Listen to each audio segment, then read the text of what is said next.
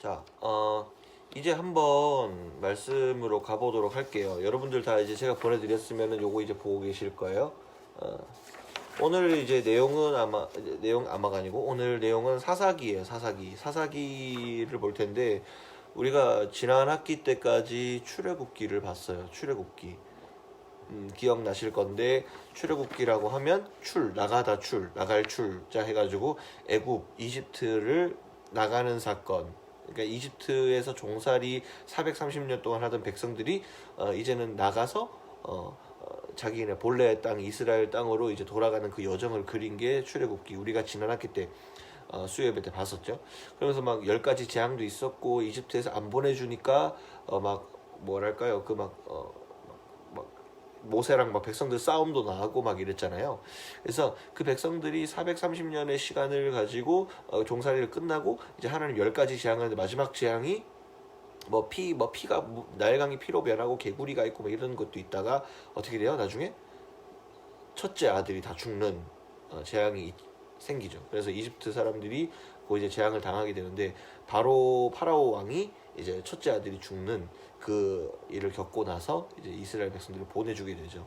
근데 뭐 마음이 되게 악랄한 그 파라오가 이 자기들의 그 종살이 하던 그 민족을 보내려니 얼마나 좀 짜증이 나겠어요. 그래서 이제 보내주긴 보내줬는데 홍해라는 바닷가 앞에 선 이제 그 이스라엘 백성들을 죽이고자 다시 추격을 하죠. 근데 어떻게 됩니까? 하나님이 그 백성들을 그냥 두시지 않고 홍해라는 바다를 두 갈래로 갈라버리죠. 그래서 이 백성들이 그 길로 이제 걸어가게 되는 놀라운 일들을 전후무후한 일을 겪게 되는 거죠. 오늘은 이제 사사기를 하게 되는데 그 백성들이 이제 광야를 지나서 사막을 지나서 이제 이스라엘 땅으로 들어왔어요. 근데 제가 예전에 얘기해 드렸던 것 중에 혹시 기억할지 모르겠는데 이스라엘 백성들이 이 자기들의 본래 이스라엘 땅 가나안 땅으로 들어왔을 때 그 안에 살고 있던 사람들이 있었어요. 이민족들이 있었어요. 너무 오랜 시간 비워져 있었기 때문에 거기에 들어와 있는 사람들이 있었다고요. 근데 그 사람들과 정복전쟁을 해서 하나님이 요구하시는 게 하나였어. 전멸하라 그랬거든. 완전히 다 진멸하라 그랬거든. 그들을 완전히 다 죽여버려라 라고 얘기를 하셨거든요. 그런데 그때에 이 이스라엘 백성들이 전부 다 전멸을 시켰느냐라고 했을 때 아니었어요. 그렇게 하지 못했어요. 그래서 많은 부분의 승리를 거두고 땅을 차지하기는 했지만 그 민족들을 완전히 진멸하지는 못했어요. 그래가지고 이제 사사기 때에 어떠한 일들이 일어나느냐, 그 민족들을 포함해서 이방인들이 이 이스라엘 백성들을 위협합니다. 생명으로도 위협하기도 하고 또 신앙적으로 유혹하기도 합니다. 그래서 하나님 말씀 가운데 이 이스라엘 백성들이 잘 살아갈 때는 이 백성들이 축복을 받고 굉장히 큰 그 복을 받는데 하나님을 떠나서 이방인 나중에 바알신, 아세라신 이런 거 나와요. 그런 신에 넘어갈 때에는 처참하게 이스라엘 백성들이 무너지는 것들을 보게 됩니다. 그래서 이 사사기의 그 사이클이 있어요. 뭐냐면 이스라엘 백성들이 하나님을 떠나요. 첫 번째예요. 이스라엘 백성들이 하나님을 떠남. 두 번째, 이스라엘 백성들이 하나님께 눈물로 부르짖습니다. 하나님 도와주세요 막 부르짖어요. 세 번째는 하나님께서 사사라는 존재를 보내서 네 번째 그들을 구원하세요. 이것이 보통 사사기의 똑같은 어느 정도의 패턴이에요. 우리가 잘 알고 있는 삼손, 괴력의 삼손도 그렇고 교회 다니시는 분들은 들어봤겠지만 기드온도 그렇고요. 또 드보라 이런 경우 다 그래요. 그러니까 이스라엘 백성들이 그냥 이게 하나님의 은혜를 많이 받았는 민족이잖아요. 홍해가 갈라지는 것도 보고 많은 것들을 본 민족인데도 이렇게 틈만 나면은 하나님을 배신하고, 우리 출애굽할 때도 그 민족성 봤잖아요. 그 민족성이 아주 그냥 그 좀 변덕이 심하고 갈대같이 막 흔들리고 하나님 막 좋아하는데 사랑한다 했다가 어느 순간 또 막 하나님 앞에 막 변하고 막 그러잖아요. 이 백성들이 어떻게 보면 이 백성들이 정착을 해서 사는 생활을 이제 얘기를 하는 건데, 이 사사라는 것은 지도자를 얘기해요. 그 지도자를 보내서 하나님이 그 시대를 어떻게 이끌어가는지를 이제 보게 될 겁니다. 이제까지 사사기에 대해서 이제 말씀을 드렸는데 이제 본격적으로 말씀 안으로 이제 사사기 말씀으로 한번 들어가 보도록 하겠습니다. 자, 사사기 한번 가보도록 할게요. 사사기는 제가 오늘 파트 1, 파트 2로 지금 여기다가 적어놨는데 하나님을 잃어버린 세대의 시작이라는 제목으로 한번 가보도록 할게요. 자, 가볼게요. 전에 여호수아가 백성을 보내매 이스라엘 자손이 각기 그들의 기업으로 가서 땅을 차지하였고 백성이 여호수아가 사는 날 동안과 여호수아 뒤에 생존한 장로들 곧 여호수아께서 이스라엘을 위하여 행하신 모든 큰 일을 본 자들이 사는 날 동안에 여호와를 섬겼더라. 이때까지만 여호수아가 있을 때까지만 하더라도 굉장히 분위기가 좋았어요. 왜냐면 여호수아는 모세의 후계자였고 굉장히 그 여리고성이라고 하는 성을 무너뜨린 그 가장 어떤 리더였죠. 하나님의 음성을 듣는 사람이었고 하나님 앞에 굉장히 충실한 종이었죠. 그래서 그 사람이 있을 때까지만 하더라도 굉장히 여호와를 잘 섬기고 이제 땅을 차지했기 때문에 다 진멸하지 못했지만 어느 정도 땅을 차지했기 때문에 이제 각 지파마다 땅을 이제 분배하는 그런 장면인 거예요. 자, 8절 여호와의 종 눈의 아들 여호수아가 110세에 죽음에 110살까지 살았어요. 이제 여호수아가 그 믿음의 리더가 정말로 신앙이 굳건한 그 리더가 이제 죽게 되는 거죠. 9절 무리가 그의 기업계 경내 에브라임 산지 가하스산 북쪽 딥낫 헤레스에 장사했고 10절 그 세대의 사람도 다 그 조상에게로 돌아갔고 그 후에 일어난 다른 세대는 여호와를 알지 못하며 여호와께서 이스라엘을 위하여 행하신 일도 알지 못하였더라. 이게 진짜 좀 가슴이 아파요. 여호수아 시대까지만 하더라도 사람들이 여호와 하나님이 이들에게 일하신 일들을 다 알고 있었어요. 얼마나 많은 일들이 있었어요. 애굽에서 있었던 일들, 구전으로 들었을 거고, 그 다음에 광야에서, 그 다음에 전쟁에 하면서 승리할 수밖에 없었던 여리고성의 이야기, 뭐 이런 부분들을 굉장히 잘 알고 있었을 거예요. 근데 오늘 성경은 이렇게 해요. 그 세대의 사람들 다 조상들에게 다 죽은 거야. 그 시대 사람들이 다 죽으니까 그 다음 세대 사람들은 여호와를 알지 못했대요. 그리고 이스라엘을 위하여 행하신 일, 하나님이 하셨던 그 수많은 일들도 알지 못했다는 거예요. 그럼 어떻게 돼요? 이제 자기 마음대로 이제 하나님을 떠나서 자기 살고 싶은 대로 살겠죠. 자, 11절 바로 그렇게 나와요. 이스라엘 자손이 여호와 하나님 앞에 악을 행했대요. 악을 행하고 바알들, 제가 아까 말했죠. 바알과 아세라 우상들, 지금으로 말하는 잡신들을 섬겼대요. 12절 애굽 땅에서 그들을 인도하여 내신 애굽에서 그들을 인도하여 내신 이스라엘 너무나도 사랑하시는 그 조상들의 하나님 여호와를 버리고 다른 신들 곧 그들의 주위에 있는 백성들의 신들, 그러니까 잡신들, 주위에 있는 이방 신들을 따라서 그들에게 절하고 여호와를 진노하시게 했다. 그냥 화난 정도가 아니고 진노했다는 진노. 하나님은요 우상 숭배하는 거 제일 싫어하세요.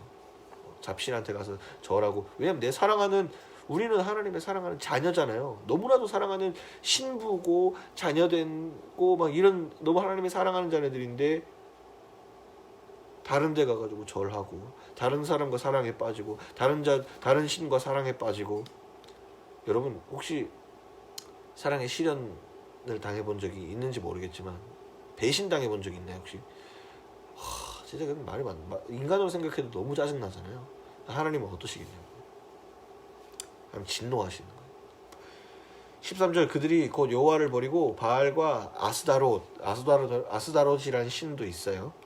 아스다롯을 섬겼으므로 여호와께서 이스라엘에게 진노하사 노략하는 자의 손에 넘겨주사 그들이 노략을 당하게 하시며 또 주위에 있는 대적의 손에 팔아넘기심에 그들이 다시는 대적을 당하지 못하였으며 그들이 어디로 가든지 여호와의 손이 그들에게 재앙을 내리시니 곧 여호와께서 말씀하신 것과 같고 여호와께서 그들에게 맹세하신 것과 같아서 그들의 괴로움이 심하였더라.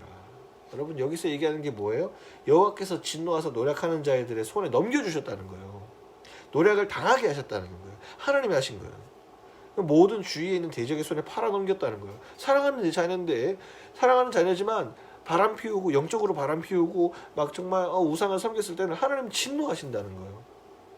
그래서 여호와께서 15절에 보니까 여호와께서 말씀하신 것과 같았다. 뭐였냐면 시내 산에서 이들이 하나님과 언약을 맺었는데 15절에 계속해서 보니까 여호와께서 말씀하신 것과 같고 여호와께서 그들에게 맹세하신 것과 같아서 그들의 괴로움이 심하였더라.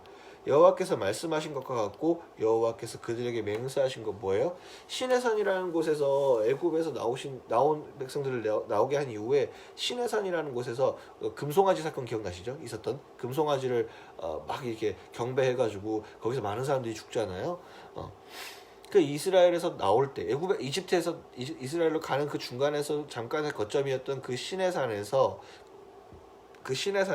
하나님이 이스라엘 백성과 약속을 맺어요. 계약을 맺어요. 언약을 맺어요. 약속을 해요. 뭐냐면 너희가 나를 정말 잘 섬기고 내 자녀가 되면 정말 나를 열심히 섬기면 내가 너희들에게 복을 줄 것이지만 너희들이 제대로 이 말씀 따라 살지 않고 정말 내 말대로 나를 사랑하지 않으면 내가 너와 약속을 더 이상 유지할 수 없다라는 거죠. 그래서 그 제사장 나라가 되고 이런 나라가 되고 막 이런 것들에 대한 약속이 있었었는데 그 약속들이 지금 이 이스라엘 백성들이 다른 신을 섬김으로 인해서 파기된 거예요. 파기. 그 복을 주겠다는 약속이 파기된 거예요. 그래서 어떻게 되었느냐? 이스라엘 백성들이 제가 아까 네 가지 패턴을 얘기했잖아요. 이스라엘 백성들이 막 울어요. 막 울어요. 하나님, 제가 잘못했어요. 막 노략질 나가니까 막 힘드니까 하나님 잘못했어요. 막 이래요. 그 나중에 한번 보도록 하고 이어가 볼게요. 하나님 그 이스라엘 백성은 그럼 어떻게 멸망되게 놔뒀느냐라는 거지 아니라는 거죠. 16절 볼게요. 사사를 세우신 하나님 어떻게 하냐? 16절 여호와께서 사사들을 세우사 노략자의 손에서 그들을 구원하게 하셨지만 그들이 사사들에게도 순종하지 않았어. 참 이게 지금 아이러니지. 하나님께서 사람을 통해서 항상 역사를 하거든요. 사람을 보내서 깨닫게 하시고 항상 하나님은 때에 따라서 선지자도 보내시고 정말 현자들을 보내세요. 보내는데 사람들이 믿지 않는 거야. 예수 그리스도도 똑같았잖아요. 예수 그리스도 오셨는데 처음에는 예수님 막 믿는 척하더니 어떻게 해요? 사람들 예수님 십자가에 여기 뒤에 계시던데 십자가에 못 박히는 거 보니까 어때요? 에이 저게 무슨 메시아야. 에이 버려. 정말 끔찍한 죽음을 맞이하게 되셨잖아요. 그것처럼 인간은요 정말 나약한 것 같아요.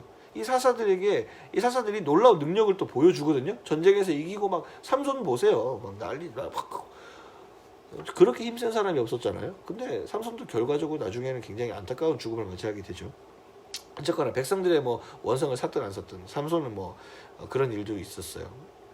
어쨌거나 17절에 보니까 그들이 사사들에게도 순종하지 아니하고 오히려 다른 신들을 따라가 사사들을 보내줘서 증거를 보여줘도 이스라엘 백성들 원래 변덕 심한 거 우리 지난 학기 때 배웠잖아요. 이 민족성이 잘 이게 민족성이 아니라 사람들이 원래 그런 것 같아. 오히려 다른 신들을 따라가 뭐 해요? 음행했다. 그들에게 절하고 여호와의 명령을 순종하던 그들의 조상들이 행하던 길에서 속히 치우쳐 떠나서 그와 같이 행하지 아니하더라. 그러니까 그 조상들이 하나님을 잘 섬겼던 것처럼 안 했다는 얘기예요. 그 사사를 보아도 말이죠. 18절 여호와께서 그들을 위하여 사사들을 세우실 때에는 그 사사와 함께 하셨고 그 사사와 사는 날 동안에는 여호와께서 그들의 대적의 손에서 구원하셨으니 이는 그들이 대적에게 압박과 괴롭게 함을 받아 슬피 부르짖음으로 여호와께서 뜻을 돌이키셨음이거늘. 보세요. 18절 뒤에 보세요. 이는 그들이 대적에게 압박과 괴롭게 함을 받아 슬피 부르짖음으로 여호와께서 뜻을 돌이키셨음이거늘. 이들이 울고 또 부르짖을 때 하나님 외면하지 못하세요. 하나님 사랑의 하나님 우리 인류를 너무 사랑하시기 때문에 인간을 사랑하시기 때문에 또 우리가 공고하고 힘들어서 막 울고 슬피 부르짖 주님을 찾을 때는 또 주님을 또 돌아보세요. 그래서 우리가 삶을 살 때도 힘들 때 뭐 이것저것 우리가 많이 찾지만은 우리가 하나님을 좀 부르짖을 수 있으면 하나님은 항상 우리를 돌아보시고 우리를 건져주시고 우리에게 정말 좋은 사람들을 보내주시고 사사를 보내주신 것처럼 좋은 사람들을 보내주셔서 우리를 또한 구원하게 하신다. 이것이 오늘 또 말씀의 또 핵심 중에 하나일 수 있겠어요. 자, 계속 가보도록 할게요. 그 사사가 죽은 후에는 그들이 돌이켜 그들의 조상들보다 더욱 타락하여 다른 신들을 따라 섬기며 그들에게 절하고 그들의 행위와 패역한 길을 그치지 아니하였으므로 사사들이 죽은 후에 또 똑같이 돌아간다는 거예요. 사람들이 또 똑같이 내가 조상들에게 명령한 언약을 어기고 목소리를 순종 안 한다. 똑같이 또 사람들 하여튼 조금만 좀 편해지거나 이러면 사람은 또 원래 그 습관대로 돌아가게 돼 있어. 20절 여호와께서 이스라엘에게 진노하여 이르시되 이 백성이 내가 그들에게 조상들에게 명령한 언약을 어기고 언약이 나왔죠? 약속을 어기고 나의 목소리를 순종하지 아니하였은즉 나도 여호수아가 죽을 때 남겨둔 이방 민족들 다 진멸 못했다 그랬잖아요. 그거 처음에 들어왔을 때 하나님 다 진멸하라 그랬는데 다 못했잖아요. 그 남겨둔 이방 민족들을 다시는 그들 앞에서 하나도 쫓아내지 아니하리니 이는 그 이스라엘이 그들의 조상이 지킨 것 같이 나 여호와의 도를 지켜 행하나 아니하나 그들을 시험하려 함이라 하시니라. 이 악된 존재들이 이들의 악된 존재들을 통해서 하나님 이스라엘을 훈련시키는 과정 가운데 있는 거예요.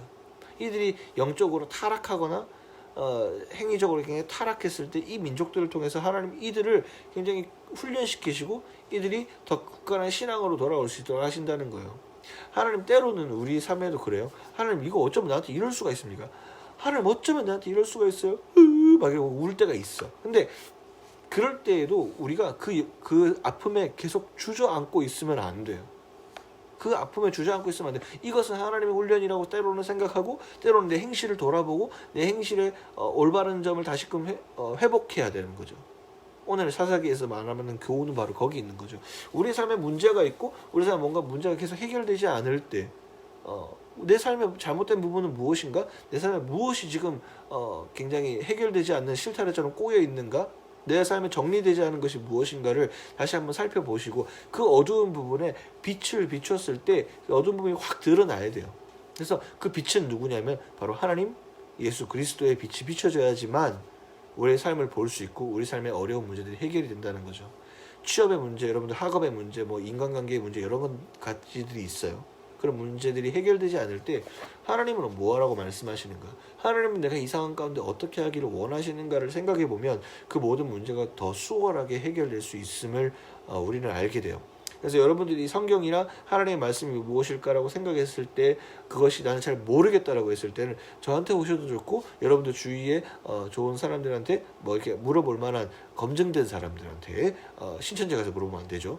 그런 사람들한테 가지 말고 정말 검증된 사람들한테 가서 이야기를 나누고 상담을 하고 여러분들의 삶을 좀 내어놓았을 때 더 현명하게 여러분들이 좀 살 수 있지 않을까 생각을 합니다. 그래서 하나님의 말씀을 따라 사는 삶이 어떤 삶인가를 우리가 조금 집중할 필요가 있고 문제가 있을 때 하나님이 무엇을 요구하시는가? 하나님 내가 지금 어떻게 살기를 원하시는가? 하나님 내 삶에 아직 해결되지 않은 것이 뭐죠? 내가 왜 이렇게 지금 힘들어지고 있는 거죠? 라는 그 질문을 여러분들이 하나님 앞에 좀 자주 했으면 좋겠어요. 문제가 있을 때. 하나님을 찾는 사람들이 좀 되었으면 좋겠다는 생각을 합니다. 자, 계속 가볼게요. 마지막에요.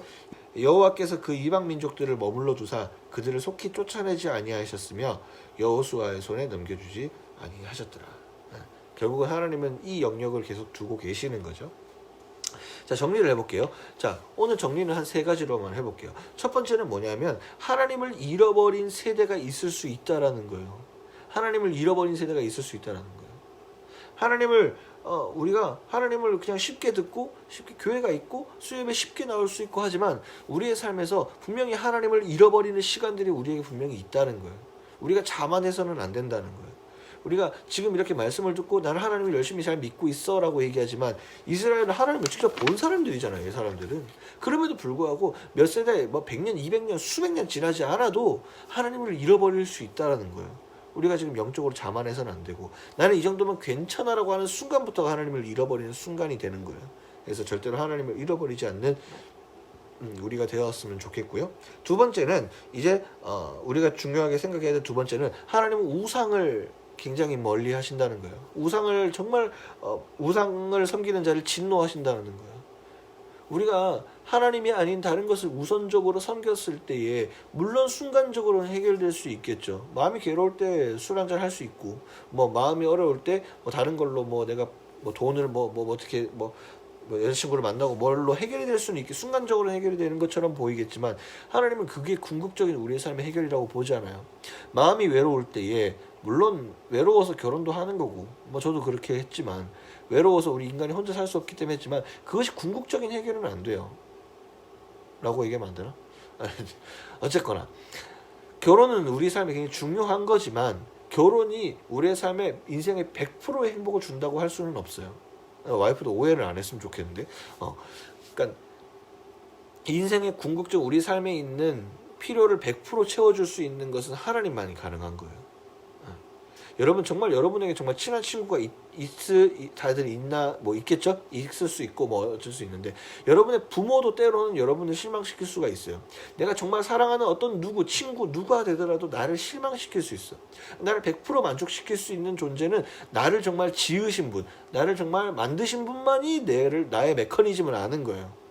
그렇기 때문에 하나님만이 내 만족을 줄 수 있어요. 근데 하나님은 나 자신 하나님이 아닌 다른 이방 신에게 가서 절하는 것을 정말로 쉽게 얘기해서 가증스럽게 생각하시고 진노하신다는 거예요. 그래서 우리가 하나님을 조금 더 찾을 수 있는 백성들이 되면 좋겠다. 그래서 우리 어려움이 있을 때 하나님을 좀 사랑하는 민족들이 좀 됐으면 좋겠다. 이 생각을 하고요. 마지막 세 번째, 우리가 어려움을 겪었을 때 어떻게 해결해 나갈 수 있느냐라고 했을 때 백성들, 저는 사사에 집중하겠지만 후에 사사에 집중하겠지만 오늘은 이 백성들의 울부짖음에 조금 부르짖음에 조금 집중을 해보려고 그래요. 마지막 세 번째가 중요한데, 그럼 우리 하나님을 어떻게 찾아요? 두 번째, 아까 하나님을 찾는 사람이 되라 그랬는데 어떻게 찾아요? 라고 했을 때 하나님을 부르짖는다고 성경에 표현을 해놨어요. 오늘 부르짖는다. 그럼 뭐 소리를 질러 샤우팅 해야 되나요? 뭐 그것도 맞을 수 있는데 여기서 부르신다는 의미는 좀 이런 의미에 가까운 것 같아요. 어떤 거냐면 좀 너무 힘든데 하나님을 막 울면서 부여잡는 듯한 느낌, 이런 느낌이에요. 울 때 막 울면서 막 뭐라도 붙잡아야 되는 이런 느낌 있죠. 내가 너무 힘든 가운데 뭐라도 붙잡고자 하는 그 마음, 그 마음인 것 같아요. 그래서 하나님이 오늘 우리에게 오늘 주신 그 말씀 중에 가장 마지막은 하나님을 어떻게 부여잡냐. 우리 되게 어렵게 기도하는 것 같아요. 뭐 기도할 때 막 말을 빨리 하고 막 크게 하고 막 그런 것보다도 하나님을 정말 부여잡는 거. 우리 지난번에 말씀 나눌 때 혈루병 여인 얘기했잖아요. 혈루병 여인 얘기했을 때 옷자락을 결국은 잡아내는 그 믿음이 엄청난 거였잖아요. 예수님의 발걸음을 멈추게 했잖아요. 그것처럼 우리가 울고 우린 되게 서글프고 우리는 되게 연약하고 힘든 존재지만 우리의 연약함으로 주님을 부르짖으려고 잡았을 때 주님께서는 돌아보시고 우리에게 응답을 해주신다는 거죠. 그래서 예수님은 여전히 여러분 삶 가운데 함께 계시고 여러분을 여전히 주목하고 계시고 하나님은 여전히 그의 시선을 여러분에게 고정하고 있어요. 여러분들이 교회를 오래 다녔든 우리 부모님이 교회를 다녀서 나는 모태신앙이냐 아니든 간에 어쨌든 간에 여러분은 하나님 앞에 다 동등한 자녀고 다 동등한 사랑을 입어야 되는 사람이고 반드시 하나님은 여러분들을 사랑하고 싶어 하시는 분이라는 걸 여러분들이 잘 아셔야 되는 거예요. 여러분들 이제 우리가 사사기를 하면서 우리 뒤에 예수님 이제 사진이 있는데 예수님이 이 땅 가운데 오셔가지고 이렇게 이제 십자가에 달려서 이제 돌아가시는 이제 그런 느낌인데 예수님이 왜 십자가에 돌아가셨을까? 왜 십자가에 돌아가셨을까? 우리가 우리의 삶에서 너무나도 힘든 일을 겪을 때 우리가 부르짖을 때 우리가 부르짖는 가운데 있을 때 우리가 하나님 이제 내가 진짜 인생에 어떻게 살아? 그 민족의 부르짖음 가운데 예수님 오신 거거든.